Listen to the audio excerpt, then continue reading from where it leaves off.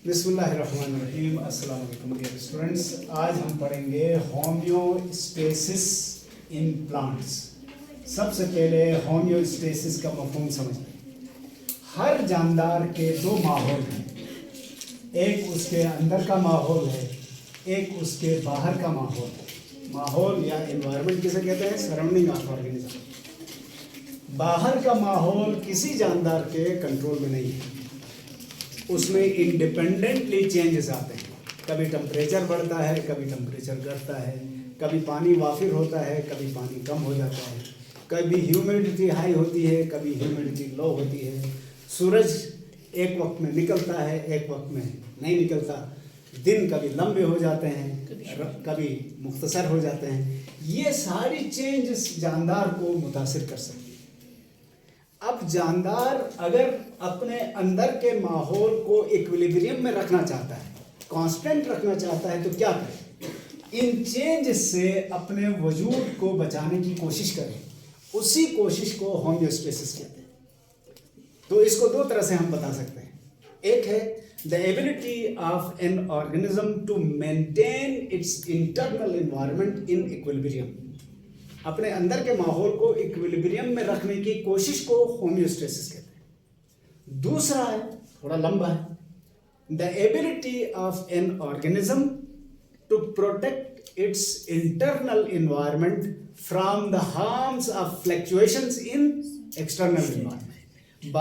बाहर के माहौल में होने वाली तब्दीलियों के मुज़िर असरात से, अगर तब्दीलियां मुज़िर हैं तो उनके असरात से अपने आप को बचाने के लिए जानदार जो कोशिश करता है उसको होम्योस्टेसिस कहते हैं। क्लियर हो गया यहाँ तक? अच्छा, अब ये होम्योस्टेसिस एक्चुअली किस तरह से किया जाता है? तो इसके तीन एंगल्स हैं या तीन इसके वेरिएबल्स हैं। एक को कहते हैं ऑस्मो रेगुलेशन, इसका दूसरा हिस्सा कहलाता है थर्मो रेगुलेशन, और तीसरा कहलाता है एक्सक्रीशन। ऑस्मो रेगुलेशन का मतलब क्या है? Regulation of gain and loss of water and salutes. जानदार के जिस्म में पानी और सल्यूट के आने और जाने को रेगुलेट करना, ना कोई चीज़ ज़्यादा आए ना कोई चीज़ ज़्यादा जाए, बैलेंस कायम रखना ऑस्मो रेगुलेशन कहलाता है। इसी तरह थर्मो रेगुलेशन है, regulation of heat gain and loss. Heat जानदारों के जिस्म में आ भी सकती है, जानदारों के जिस्म से जा भी सकती है। उसके हीट के आने जाने को रोकना या अपनी मर्जी के मुताबिक रखना थर्मो रेगुलेशन कहलाता है। और फिर एक्सक्रीशन ये एक तरफा है, रिमूवल ऑफ वेस्ट। जो भी चीज़ ज़रूरत की नहीं है उसको पीरियडिकली जिस्म से निकालते रहना एक्सक्रीशन कहलाता है। तो अब हमने प्लांट में ऑस्मो रेगुलेशन कैसे होती है और थर्मो रेगुलेशन कैसे होती है ये देखेंगे। यहाँ से आगे एक्सक्रीशन को डिस्कस नहीं किया गया है, जरूरत पड़ी तो हम इसको भी डिस्कस करेंगे, ठीक है। तो सबसे पहले ऑस्मो रेगुलेशन, इसको कैसे डिफाइन किया था? Regulation of gain and loss, gain and loss of water and minerals कहो या सल्यूट्स कहो, एक ही बात है। मिनरल्स बाय एन ऑर्गेनिज्म, किसी जानदार का पानी और मिनरल्स के आने जाने को रेगुलेट करना या कंट्रोल करना ऑस्मो रेगुलेशन कहलाता है। अब इसको समझने के लिए हम एक छोटी सी मिसाल ले लेंगे, वो आप पहले भी पढ़ चुके हैं, फिर भी यहाँ हम उसको डिस्कस करते हैं। फर्ज करें हमारे पास 3 कप्स हैं या 3 जार हैं।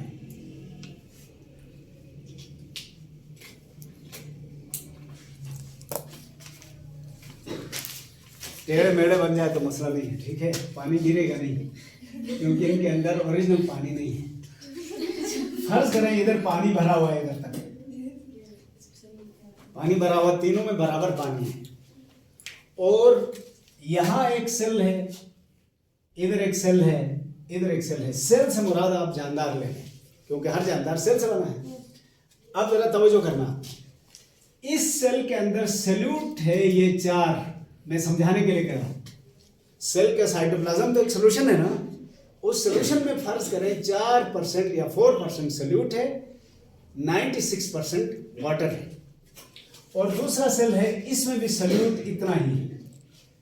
तो सल्यूट के लिहाज से ये तीनों सेल्स एक जैसे हैं, लेकिन तीनों के बाहर का एनवायरनमेंट एक जैसा नहीं। मसलन सेल नंबर 1 है, इसमें बाहर सल्यूट उतना ही है जितना सेल के अंदर है। 4% यहां भी है, अंदर भी 4%, बाहर भी 4%। तो जब सल्यूट दोनों का बराबर है, सॉल्वेंट भी बराबर होना चाहिए कि नहीं? Yes sir. बिल्कुल एग्जैक्ट है। अंदर जितना पानी उतना ही बाहर है, अंदर जितना सल्यूट उतना ही बाहर भी सल्यूट। इस कंडीशन को कहते हैं आइसोटोनिक। लेकिन याद रखना किसको कह रहे हैं? बाहर के माहौल को कहते हैं आइसोटोनिक है। The external medium is isotonic with the internal medium of cell. अच्छा, दूसरा है यहां सल्यूट्स अंदर के मुकाबले में कुछ ज्यादा है। तो अब यहां पर क्या होगा? बाहर सल्यूट ज्यादा है तो अंदर सॉल्वेंट ज्यादा। पहले बराबर था दोनों, अब सल्यूट यहां बढ़ा दिया तो सॉल्वेंट कम हो गया, तो सल्यूट बढ़ा है ना। इसलिए इस माहौल को क्या कहेंगे, इस एनवायरनमेंट को क्या कहेंगे? Hypertonic. More concentrated solutes than inner side, hypertonic है। अब इसमें क्या है? बाहर सल्यूट बहुत कम है, अंदर ज्यादा है। तो अंदर पानी ज्यादा, बाहर ज्यादा, बाहर पानी कम, लेकिन बाहर पानी ज्यादा। सॉरी, मैं दोबारा बता। बाहर इस केस में यह है कि सल्यूट कम है, सॉल्वेंट ज्यादा है। अंदर सल्यूट ज्यादा है, सॉल्वेंट कम है। इस माहौल को कहा जाएगा हाइपोटोनिक। इस बैरूनी माहौल को कह रहे हैं ये तीनों नाम। अब ये 3 सिचुएशंस होगी। इन 3 सिचुएशंस में सेल के ऊपर क्या गुजरेगी ये देखो। सेल पर क्या असर होगा ये देखना है। तो सबसे पहले आपको याद दिला दें, कोई भी मॉलिक्यूल हो, गैस, लिक्विड, सॉलिड, जो भी मॉलिक्यूल जहां ज्यादा है वहां से कम की तरफ मूव करता है। करते हैं कि नहीं? Molecules high to low move करते हैं। इसी को हम कभी डिफ्यूजन कहते हैं, कभी ऑस्मोसिस कहते हैं, कभी फैसिलिटेटेड डिफ्यूजन, कभी कुछ मुख्तलिफ नाम है। लेकिन रफ्तार या स्पीड सबकी एक जैसी नहीं। गैसेस के मॉलिक्यूल तेजी से मूव करेंगे, लिक्विड से उनसे थोड़े, लिक्विड्स के मॉलिक्यूल उनसे स्लो हो जाएंगे, सॉलिड के सबसे स्लो हो जाएंगे। अब ये पॉइंट ध्यान में रखने के बाद इधर आ जाए, यहां पर कौन सा मॉलिक्यूल कहां जाएगा? कहीं नहीं जाएगा। तो एक जुमला याद आया इसी से। किसी पागल से किसी ने पूछा, भाई साहब ये सड़क किधर जाती है? तो कहा कहीं नहीं जाती, इधर ही रहती है। तो पहले वाला डायरेक्शन पूछना चाह रहा था कि इस सड़क से कहाँ पहुंचती है, तो पागल था, उसने कहा ये कहीं नहीं जाती, इधर ही रहती है। अब यह वही वाली बात इधर है। न सल्यूट के मॉलिक्यूल अंदर जा रहे हैं, ना बाहर आ रहे हैं, ना सॉल्वेंट अंदर जा रहा है, ना सॉल्वेंट बाहर आ रहा है। क्यों? अंदर बाहर बराबर है, तो कोई मॉलिक्यूल क्यों हरकत करेगा? सब कुछ इक्विलिब्रियम है, ये इसको इक्विलिब्रियम। अब इधर क्या होगा? तवज्जो, इस केस में ये हो रहा है कि सल्यूट्स अंदर जाने की कोशिश करेंगे, सॉल्वेंट यानी पानी बाहर आने की कोशिश करेगा। लेकिन क्या दोनों की रेट बराबर होगी? नहीं। पानी की रेट ज्यादा फास्ट होगी, तो इस सेल पर क्या गुजरेगी? It will lose its maximum water और सेल हो जाएगा श्रिंक या श्रिंकेज। इस सेल के लिए तो प्रॉब्लम हो गया। सल्यूट बाहर से अंदर जाना चाह रहा है, सॉल्वेंट अंदर से बाहर आना चाह रहा है, लेकिन सॉल्वेंट की स्पीड फास्ट है, इसलिए वो जल्दी जल्दी बाहर आएगा तो सेल कोलैप्स हो जाएगा, श्रिंक हो जाएगा ना। श्रिंक होने का मतलब सेल सूख गया, मर गया। इसमें आ जाए, यहां क्या होगा? यहां पानी बाहर से अंदर जाना चाह रहा है, सल्यूट अंदर से बाहर आना चाहता है, लेकिन फिर दोनों की स्पीड का फर्क है। तो पानी बड़ी जल्दी अंदर जाके सेल भर जाएगा, तो सेल पर क्या गुजरेगी? लाइसिस हो जाएगा। प्लांट का सेल तो टर्जिड हो सकता है, और जिनकी सेल वॉल पतली हो वो सेल ब्रस्ट भी हो सकता है। तो इसका मतलब ये हुआ कि एक सेल के लिए बेहतरीन कंडीशन कौन सी है? आइसोटोनिक। मैं यही कहने की कोशिश कर रहा हूं। ऑस्मो रेगुलेशन का मतलब ही ये है कि एक सेल अपने इन्वायरमेंट के साथ आइसोटोनिक वाली कैफियत में रहना चाहता है ताकि यहाँ कोई इंटरफेरेंस ना हो। इस सेल के अंदर मेटाबॉलिज्म हो रही है, उसमें जितनी मेटाबॉलिज्म की जरूरत के सल्यूट थे वो रखे अंदर, जरूरत से ज्यादा पानी आए या सल्यूट आए उसके मेटाबॉलिज्म को तो डिस्टर्ब कर रहा है। तो यहाँ इस केस में कोई चीज डिस्टर्ब नहीं करेगी, इसको कहते हैं रावी चेन लिखता है, लिहाजा यहाँ सेल अपने काम करेगा। इस सेल में काम कैसे करे, सारा पानी बाहर निकल गया है, पानी की जरूरत है मेटाबॉलिज्म के लिए, सेल श्रिंक हो गया, मर गया, काम ही नहीं हो सका। इस केस में पानी जरूरत से ज्यादा आकर फिर इंटरफेयर कर रहा है, तो ये सेल भी काम नहीं कर सकता। तो इसको ऑस्मो रेगुलेशन की जरूरत नहीं है, इन दोनों सेल्स को ऑस्मो रेगुलेशन की जरूरत है। ऑस्मो रेगुलेशन करेंगे तो सरवाइव करेंगे, अदरवाइज मर जाएंगे। अब देखते हैं प्रैक्टिकल अमली तौर पर ये माहौल कहाँ पाया जाता है। हाइपरटोनिक है मेरीन वाटर, समंदर के पानी में 3% मिनरल्स या नमकियात होते हैं, 97% वाटर होता है। तो जानदार के जिस्म में इतने सल्यूट तो नहीं होते, लिहाजा यहाँ जो जानदार रहता है उसको ये मसला हल करके रहना पड़ेगा। कौन सा मसला? कि पानी ज़ाया हो रहा है, सल्यूट ज़्यादा अंदर आ रहे हैं, इससे बचाव करेगा तो सरवाइव करेगा, अदरवाइज नहीं कर सकता। ये वाला माहौल हमें कहाँ मिलेगा? ये फ्रेश वाटर का है। फ्रेश वाटर में जितने भी जानदार रहते हैं, प्लांट या एनिमल कोई, उनके लिए ये प्रॉब्लम दरपेश है कि बाहर से ज़रूरत से ज़्यादा पानी अंदर आ रहा है बल्क में, और सल्यूट बाहर निकलने की कोशिश कर रहे हैं। तो अंदर उसने सल्यूट तो 4 ही रखे थे, मसलन इस केस में ये सारे इसके काम के थे। काम की चीज़ ज़ाया बाहर गई और बेकार चीज़ ज़रूरत से ज़्यादा अंदर आकर सारा काम खराब कर दिया।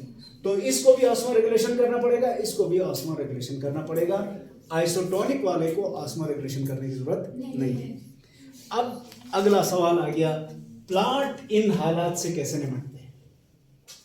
या एक सवाल उठेगा पहले जहन में कि how plants do osmo regulation. तो हमें ये फैसला करना पड़ेगा पहले, हर पौधा एक तरीका नहीं अपनाएगा, हर पौधा अपने माहौल के मुताबिक फैसला करेगा। अगर वो इस तरह के माहौल में है तो ऑस्मो रेगुलेशन की जरूरत नहीं है, इस तरह के माहौल में है तो क्या करना पड़ेगा? सल्यूट्स को रोकना पड़ेगा अंदर आने से, पानी को बाहर जाने से रोकना पड़ेगा। इधर क्या करना पड़ेगा? पानी को अंदर आने से रोकना पड़ेगा, सल्यूट को बाहर जाने से। इस हवाले से प्लांट्स की 4 कैटेगरीज हैं, यानी ऑस्मो रेगुलेशन के हिसाब से according on the basis of their environment plants have been divided into 4 groups. इनमें सबसे पहला ग्रुप, सबसे पहला और आखिरी की बात नहीं, कोई सा भी, हाइड्रोफाइट्स हैं। हाइड्रोफाइट्स, मीजोफाइट्स, जीरोफाइट्स और हेलोफाइट्स, 4 तरह के। पहले इन माहौल से हम वाकिफ हो जाए, फिर हमें बात समझ में आएगी। हाइड्रोफाइट्स एक्वेटिक प्लांट्स को कहा जाता है। एक्वेटिक कौन से वाले? Fresh water. और ये पहले तय करना चाहिए कि वो फ्रेश वाटर सचमुच पानी में ही उगने वाला है या मजबूरन पानी में गया है। बाज़ जगहों पर धोखा हो जाता है। मसलन आप अपर कचोरा लेक जाएं गर्मियों में, तो वहाँ बेद के दरख्त भी अंदर पानी में है, वो हाइड्रोफाइट्स नहीं है, वो तो फंस गए हैं उधर उग के मजबूरी में, उनका अलग मसला है। जो परमानेंट पानी में रहता है ना, उसकी बात हो रही। मीजोफाइट लैंड प्लांट्स हैं, और जीरोफाइट्स डिजर्ट प्लांट्स हैं,